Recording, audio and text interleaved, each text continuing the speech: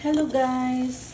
So for today's video po, so di tayo nagsasawa ng paksiw na bangos. Maraming sabaw kahit na paksiw.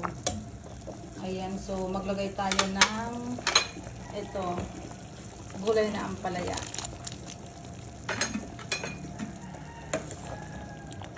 Wala tayong talong, kaya mayroon tayong tanim na ampalaya. So yan ang nilagay ko. At mayroon tayong ilalagay na pampalapot. Ito siya. Pampalapot. So, ayan lang guys ang ating video for today. Thank you for watching. So, lagyan nyo guys ng pampalasa. Mayroon na yan na suka, asin, at bawang, at luya. Hello guys! So, for today's video, ayan, magluto ako ng cocido Blue Marlin tuna. So, ito ang mga ingredients natin. At ito na siya, kumukulo na. Ilagay natin yung ating luya. Luya, bawang. Sabay na natin dyan. And then yung ating matis. So, takpan muna natin siya. Mamaya na yung gulay. Ayan. So, maglagay tayo guys ng asin. And then, naglalagay ako ng pamintang buo. So, after nyan, ilagay na natin yung ating talbos kamote. Haluin natin ng konti. Ito yung ating tuna. Ayan.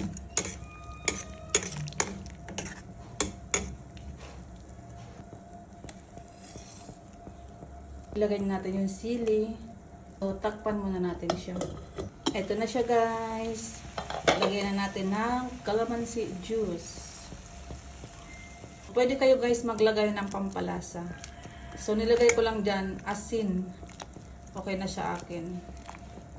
And then, tikman natin kung matabang. Okay na siya guys. Thank you for watching.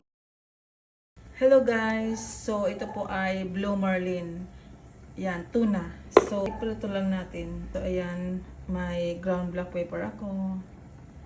Pwede kayong gumamit ng white pepper. And then, lagyan ng asin. Ganun lang. Ayan. Pagkatapos, garlic powder. Ayan. Ayan, ganyan lang. So, ready na siya. Pwede nyong lagyan ng magic sarap.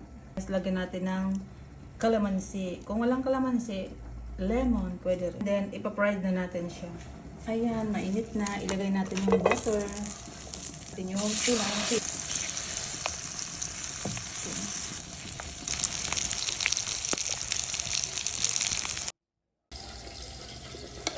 Hi mga kasisi. So, for this video content, gagawa po ko ng mixed vegetable. So, ayan ang aking mga ingredients. Nagpalit ako ng wok. Ilagay ang butter, mantika. Igisa na ang bawang sibuyas. And then after nyan, ang ating beef giniling. So ayan, i-mix natin ng ganyan. At isabay na natin dyan ilagay yung ating sayote. And then yung ating bagyo beans, patatas. And then yung ating carrots. And then yung ating sweet corn. And then i-mix natin na siya ng ganyan. And then add natin yung ground black pepper, salt, and then pork cubes. Add natin ng sugar. And mix natin and then water. And then tatakpan natin. And then after nyan, kung muli siya, mag-add na tayo ng green peas. So ayan, okay na siya. So luto na. Thank you for watching. See you in my next video. God bless. Shout out to all. Hello guys! So for today's video naman, i-share ko naman sa inyo ang aking kikiam squid ball with homemade manong sauce. So, ayan ang aking mga ingredients. So, sa isang casserole, naglagay ako ng 2 cups na water, 1/2 cups na brown sugar, haluin natin, and then 2 tablespoon na soy sauce, and then 1 teaspoon na oyster sauce. So, ito lang guys, yan na pork cubes. Pwede kayong gumamit ng magic sarap. So, ayan po ang ginamit ko dahil wala ako. And then, bawang, ihalo na natin dyan. And then, onion, ihalo na din natin. So, paghalo-haloin lang natin. And then, yung aking 2 tablespoon na harina, and then yung cornstarch, haluin lang natin dyan. Ayan, so mayroon tayong pinch of salt. Depende sa inyong panglasa. Pwede yung dagdagan pag matabang. So ayan, ano na natin sa apoy, lutuin na natin siya. So, paghalo-haloin lang natin muna ng ganyan at tatakpan natin. And then, after nyan, kumulo na siya, guys. So, para po matagal yung ating sauce, niligyan ko siya ng kunting suka. Yan, yung pampatagal ng buhay niya. So, titikman niya. And then, ayan. So, i-transfer na natin sa ating plate. Dahil isit asad na natin dyan. At susunod na natin na lutuin yung ating kikiam. And then, yung squid ball. So, ayan na nga po. Ayan, sorry din na. Nakapagpainit na ako ng wok. Lagyan natin ng mantika. So, tutuhin lang natin dyan yung ating squid ball. Unahin natin yan. And then, sunod yung ating kikiam. Ayan, so i-transfer ko yan dyan. Ayan, para mawala yung mantika, nilagyan ko ng kitchen towel. Next, yung ating kikiam. Ayan, so after nyan, yung hotdog naman, kasi gusto ko may hotdog na papakin dyan. Ayan, so okay na siya, luto na siya, guys. I-transfer lang na natin dyan. Wala kasi ako, guys, na yung fish ball, kaya hotdog yung nilagay ko dyan. So, pero yung sauce ay isahan lang. So, next, ayan na, ready na yung ating sauce. Ayan na, so papak na tayo. With coffee yan. So, tara na, kain po tayo. Merienda time. Thank you for watching. Shout out to all. Happy lunch time, mga kasisi. Ito ang aking okra. So, in-steam ko lang siya, guys. So, ang kapartner niyan, ito, mayroon tayong pritong bangus. Steam na okra. Mayroon tayong kamatis. Ito yung masarap na sausawan. Ito naman yung ating rice. So, ayan. Kainan na. Tamang-tama ang ating isda sa okra. At mayroon tayong sausawan na masarap. Thank you for watching. See you on my next video. Happy lunch time. Sobrang maulan talaga. Shout out to all.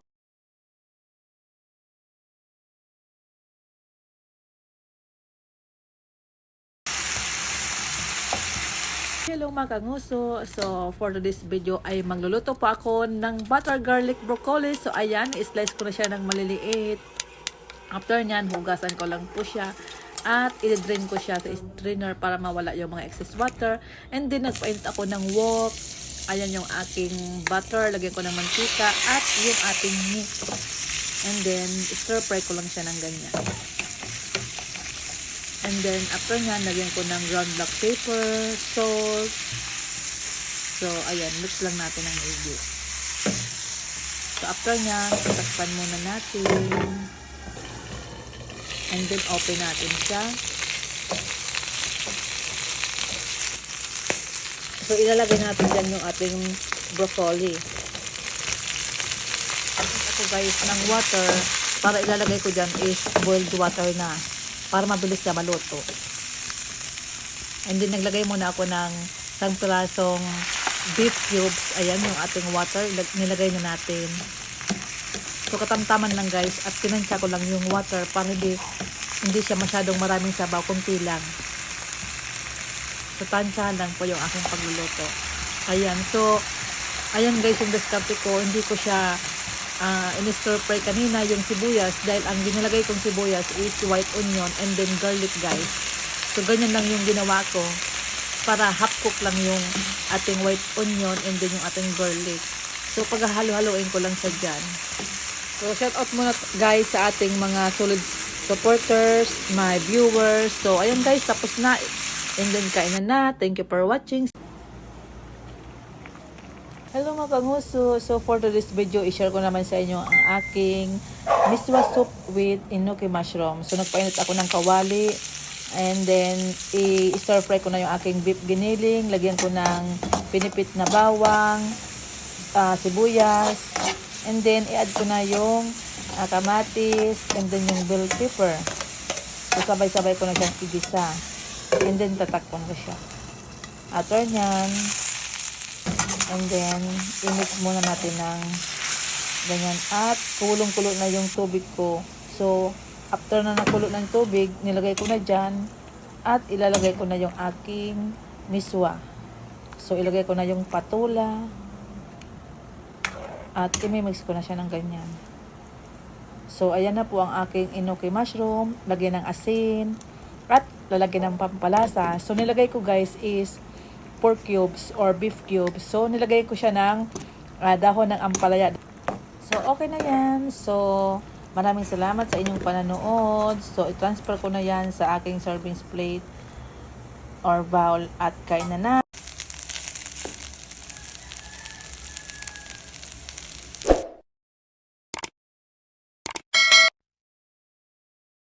Hello guys, so for this video ay magsangag po ako ng kanin. Ayan, so naka-ready na yung aking mga ingredients. Nagpainit ako ng wok. I-fried ko yung isang pirasong scrambled egg. And then iset aside ko. After nyan, magisa ako ng bawang. And then after nyan, yung ham na slice. And then hotdog pinagsama ko na dyan. Ayan, so stir fry ko lang siya ng ganyan. After nyan, ilagay ko yung scrambled egg.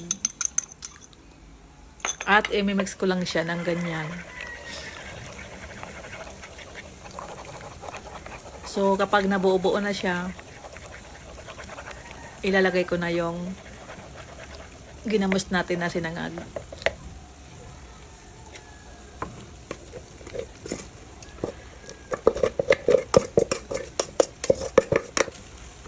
So, i-mix ko siya. Nilagyan ko siya ng asin. Himalayan salt yung gamit ko. So, pwede kayong gumamit ng rock salt, ng iodized salt. And then, after nyan, in-slice ko lang yung kanina na pinried natin na egg at ihahalo ko siya doon sa sinangag. Para mas lalong masarap. Maraming sahog yung ating sinangag. So, kahit wala kayong ulam, ayan na, pwede na siya. So, malapit na yan maluto. So, shout out muna guys sa ating mga nanonood, my non-followers, viewers. Thank you sa always support nyo. After nyan, i-transfer ko yan sa serving plate at mag-breakfast na. Thank you for watching. See you on my next video. Shout out to all. Ayan, so kainan na.